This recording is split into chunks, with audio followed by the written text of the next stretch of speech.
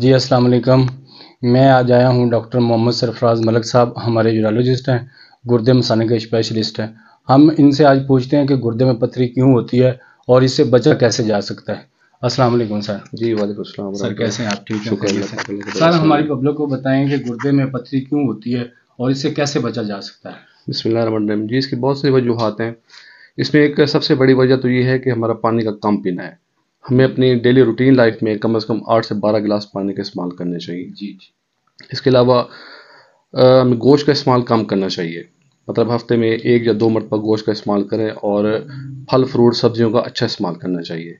इसके अलावा हमें अपने रूटीन लाइफ में चीनी का और नमक का ये इस्तेमाल भी हमें कम करना चाहिए। और हमें हेल्दी लाइफस्टाइल अपनाना चाहिए। हेल्दी मतलब ये है कि हमें रूटीन में एक्सरसाइज भी करनी चाहिए और इसके अलावा जो हमारे रूटीन लाइफ है उसमें हमें मतलब जो एक्सेस हम इस्तेमाल करते हैं अद्वियात का, जो मल्टीविटामिन्स, उनका इस्तेमाल हमें कम करना चाहिए। इसके अलावा कुछ स्पेसिफिक एहतियातें होती हैं वो हमें करनी चाहिए। हमें अपनी रूटीन लाइफ में सिट्रस फ्रूट का अच्छा इस्तेमाल करना चाहिए, जिसमें किन्नू मौसमी, आजकल वैसे मौसम है, किन्नू मौसमी फ्रूट और ये चीज़ अच्छी इस्तेमाल करनी चाहिए। और अपनी डाइट में लेमन का इस्तेमाल लाजमी करना चाहिए।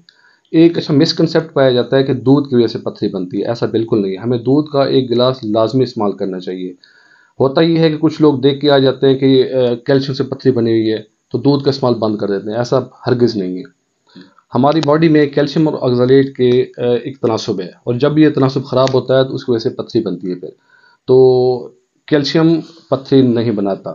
मकसद बात करने का यह है कि दूध का 1 गिलास लाजमी इस्तेमाल करें। जब भी ऑक्सलेट का लेवल ज़्यादा होता है तो कैल्शियम कम होने की वजह से पथरी बनती होती है। तो ऑक्सलेट ज़्यादातर होता है, ये जो नट्स होते हैं ज़्यादा इस्तेमाल करते हैं हम, इनका इस्तेमाल भी हमें नॉर्मल करना चाहिए। पेप्सी, कोका कोला ड्रिंक्स, ये जो मशरूबात हैं, इनका इस्तेमाल हमें कम करना चाहिए। अच्छा, कुछ पथरियाँ बच्चों में बनती हैं जो पैदाइशी तौर पे होती हैं, तो उनको सर्जिकल करेक्शन चाहिए होती है। वो सर्जिकल करेक्शन के बगैर वो पथरियाँ ख़त्म नहीं हो सकती। कुछ लोगों में उनके ख़ानदान में पथरियाँ होती हैं, मतलब फैमिलीज़ में रन कर रही होती हैं, तो उनका हम, ऐसे लोगों का हम 24 घंटे का पेशाब इकट्ठा करके उनका हम टेस्ट कराते हैं और उसके मुताबिक फिर उनको एडवाइस देते हैं कि इनको पथरियों से कैसे अपने बचना है, और उनको स्पेसिफिक एडवाइस